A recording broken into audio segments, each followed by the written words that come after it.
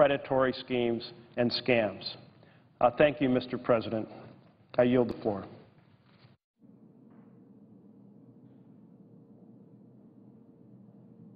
Mr. President. Senator from Louisiana.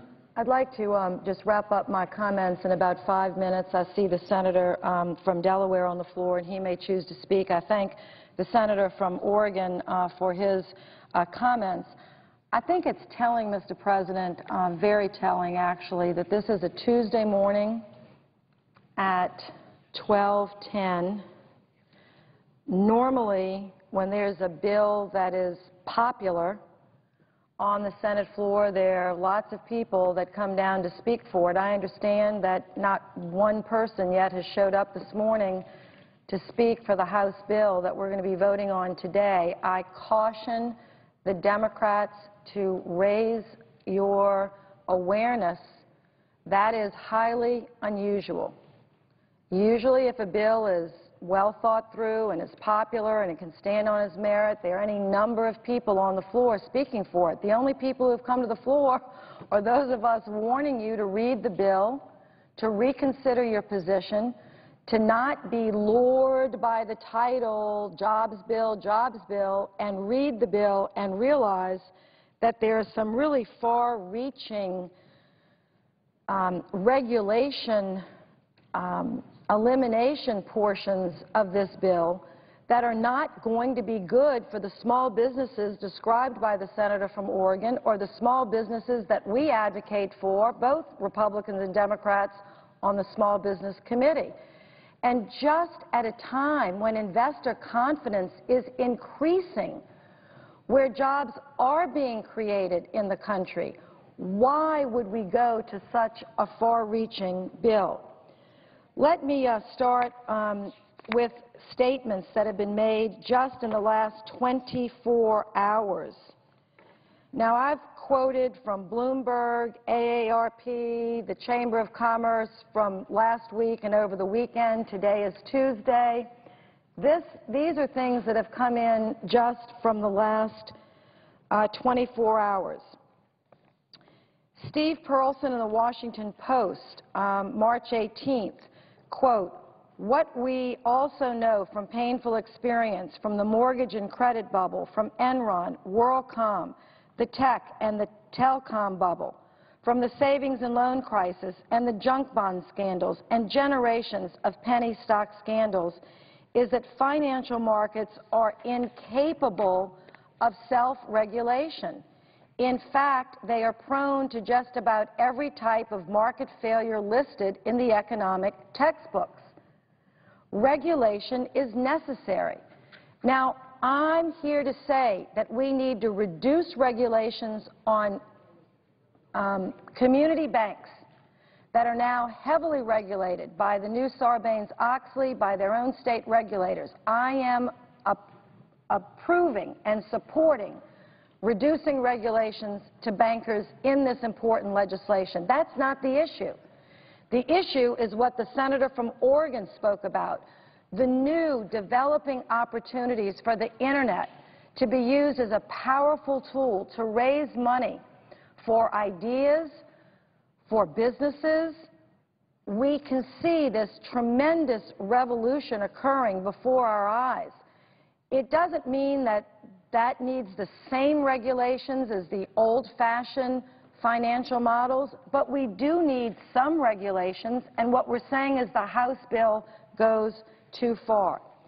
Listen what Floyd Norris of the New York Times said, quote, "It gives some flavor of just how far the House bill goes that one of the changes 3 senators are pushing for would force a company trying to raise money from the public to show investors an audited balance sheet. One of our amendments is for investors to provide an audited balance sheet. In the House bill that we're considering, they can provide their own documentation, not audited by anyone, made up. And then there are no consequences. There are no safeguards, or very few safeguards, in the House bill. I've quoted Bloomberg now many times. Again, the terrific Bloomberg News editorial. The Jobs Act goes too far. It would gut many of the investor protections established just a decade ago in the 2002 Sarbanes-Oxley law. A wave of accounting scandals, think Enron, WorldCom, has destroyed the nest egg of millions of Americans and upended investor confidence in Wall Street. The relief would extend beyond small business and apply to more than 90% of the companies that go public. John P. Mello, Jr. wrote in PC World on March 18th, during the go-go days of the dot-com era, it was common for analysts to promote IPOs being offered by their investment bank masters regardless of the work of the offering. The existing rules, which would be scrapped by the Jobs Act, now before the U.S. Senate, were designated to protect investors from conflicts of interest that damaged the IPO market after the pop of the dot-com bubble, damage from which we are only recovering. Let us not jump back into the briar patch. We're just getting ourselves untangled for it. What is the rush? This bill from the House has not even gone through the Banking Committee. We spend a decade arguing about Sarbanes-Oxley. We have multiple hearings. We have multiple debates on the floor. We have people come testify for pro or con, whether you're for it or not. It passed with lots of public debate, and I know there's some people, that still think those regulations are too onerous, and yes, we are trying to relax them where we can, but a blanket exception for companies up to $1 billion in revenues, I think that's going a little too far, a little too fast. We have senior citizens to give some guidance and protection to. We have the middle class that is struggling from this recession. They depend on us to set the rules of the road. Now, this isn't about big brother, big sister government. People have to make their own choices. But when people make choices on the Internet based on what looks like an official documentation, they assume that someone, either at their state capital or their national capital, has framed these rules and regulations in a way that give them a fighting chance. We don't want to legalize fraud. And that's about what the House bill does. It legalizes pathways to fraud. That is not what we want to do. Now, how we get out of the mess we're in, I'm not 100% sure. Because we have a substitute on the floor, which is the Reed-Landrieu substitute. I plan to vote for it, and if we can get 60 votes, then we can get on debating that bill, which is a substitute to the House bill, and perhaps the leadership will allow us to amend our own substitute, which we would be happy to do. And I think we could come to some agreement within really less than 2 days about what should be done here in the Senate. And then send the bill back over to the House for their consideration, and then on to the President's desk, a bill that we can all be proud of and confident that we're doing the right thing with this new sort of frontier on Internet investing. We want to support our entrepreneurs. We want to make this process more democratic. We want to get out of the secret boardrooms and the private conversations on Wall Street so many more people can take advantage appropriately of exciting investments in the entrepreneurial spirit of America. Absolutely, we want to do that. But that's not what the House bill does. So let us take our time. I'm urging my colleagues, if you can vote for the substitute and give us cloture on it, we promise we will be open to amendments from both sides. If we don't get cloture, and I see the senator from Delaware, if we don't get cloture, please vote, for the Ex-Im Bank amendment, which is a proper amendment to the bill, and then vote no on cloture. We don't want to end this debate today. You will be doing your constituents a great disservice to vote on cloture on that House bill today. We need to fix it, we need to amend it, and we can, and have a bill we can all be proud of and at least confident that we've established the right safeguards, that we can really be helpful to getting capital to Main Street and increasing opportunity for entrepreneurship in America today. I thank the senator from Delaware, who's been so outspoken and comes here with such knowledge on these issues, and I appreciate his thoughtfulness, and I hope that he will agree to join me in voting against the House bill and for his support of a new crowdfunding proposal. And I yield the floor. Mr. President, Senator from Delaware. I rise today glad this chamber is focused on job creation, on access to capital, on ways that we can help strengthen the speed and the growth of high-promise startup companies, and grateful for the input and leadership of the senator from Louisiana for her hard work on trying to make sure that we pay attention to the matter that is before this body today and making sure that we strike the right balance between continuing to ensure investor protection while also providing relief from regulations that may hold the promise of accelerating capital formation and job growth in this country. When I go home to Delaware every night and when I attend events across our state every weekend, I most frequently hear from those deeply affected by our too-long recession from which we are still growing and recovering. Families who are still dealing with unemployment, with loss of their homes, or with the threats to loss of their life savings. Businesses that are facing a credit crunch and struggling to expand or to retain their employment. Americans, I've heard over and over, and Delawareans, want us to come together and find solutions in this body. The good news is that today, in a rare bipartisan spirit, that's exactly what we are doing. Mr. President, I'm glad we are taking up two different versions of this legislation to create a positive climate for capital formation for early-stage companies that have enormous potential to grow, one of which has passed overwhelmingly in the House and I understand has earned the public support of President Obama, but the other of which is, as you've heard a number of Democratic senators speak to today, tries to mirror those same core provisions but insist on investor protection and on ensuring that we don't overreach in opening up markets in ways that we may regret later. Sometimes, as you know all too well, Mr. President, sometimes this body deliberates overly long. In fact, in my first year and a half here, I've been struck at just how long we deliberate before acting and how many measures have sat here on the floor without action that should have been taken up promptly and quickly.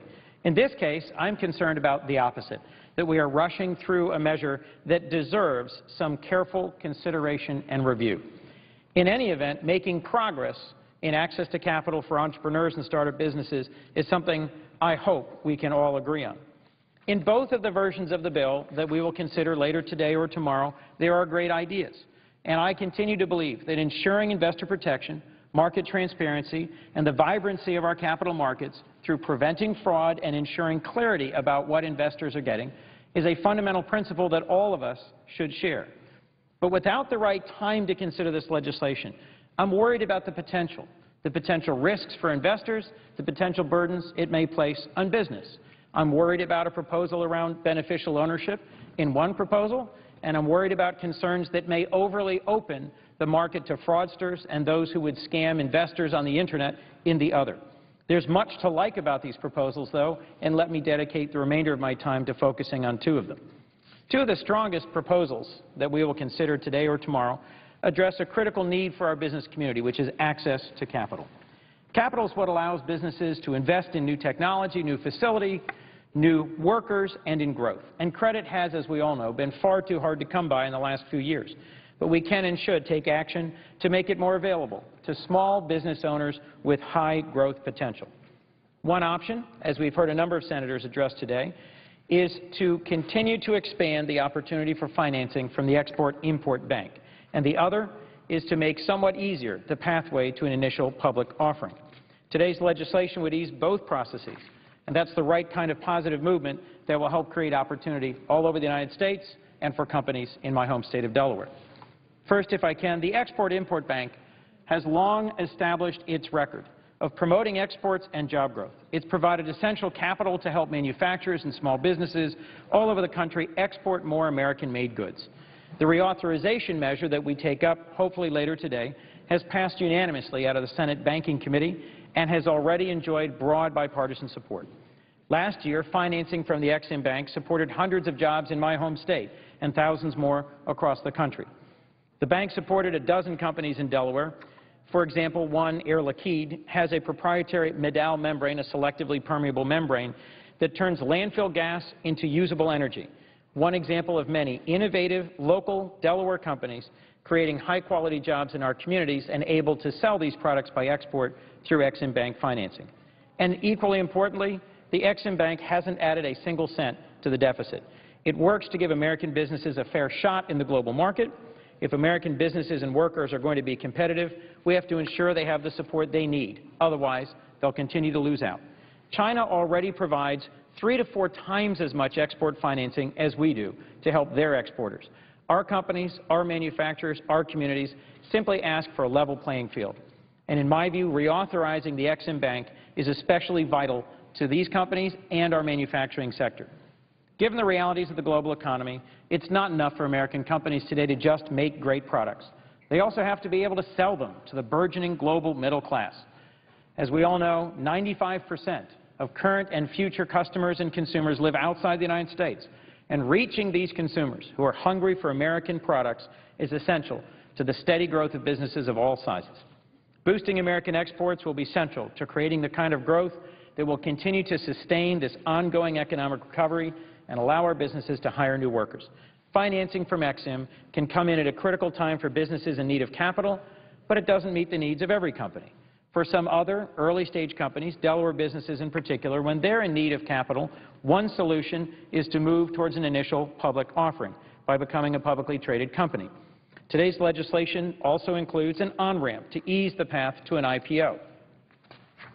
By reducing the regulatory burden on highly innovative companies poised for significant growth, we can encourage job creation on a great scale.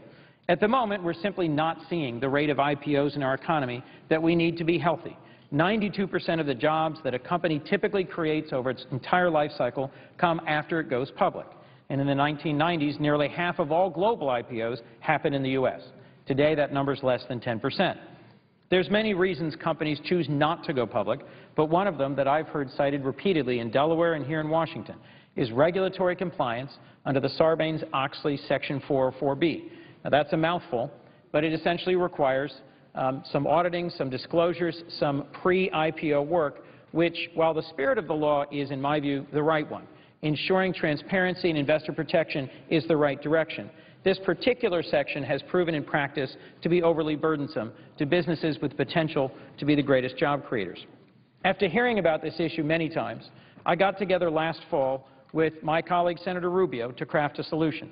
We found bipartisan agreement on this and 6 other issues, which we included in our joint legislation, the so-called AGREE Act, which we introduced last November.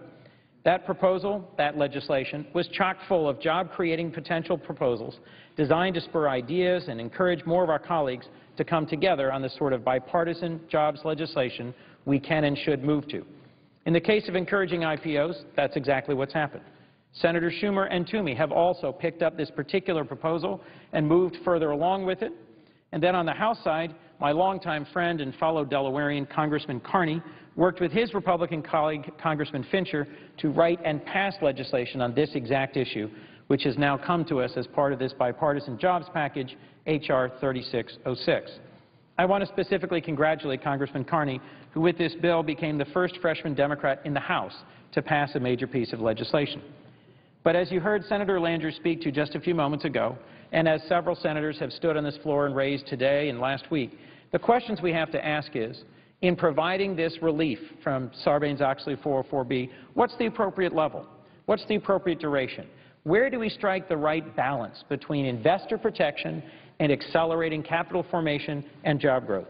Is it at $250 million, as we proposed in the AGREE Act, $350 million, as the Democratic alternative proposes it's on the floor today, or $1 billion, that's what's provided in the bill that came over from the House? In my view, in the view of many Democratic senators, we need to take the time to debate this, discuss it, and ensure we are striking the balance. It is worth a few more hours of our time to get this matter right, Mr. President.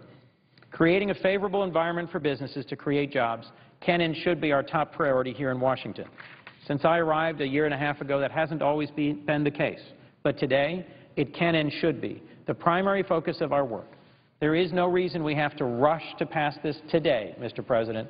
We can and should take some time to deliberate, to work through the appropriate process, and it is my hope that we will reauthorize and extend the reach of the Export-Import Bank, and that we will move to a consensus bipartisan bill that will strengthen access to capital for entrepreneurs and for early-stage companies, and that will show all the people of the United States that the House, the Senate, and the President can and will stand together on the side of job creators in this economy. Thank you. With that, I yield the floor. And, Mr. President, I ask unanimous consent that the Senate go into recess until 2:15 p.m. today. Without objection. Under the previous order, the Senate stands in recess until 2:15 p.m.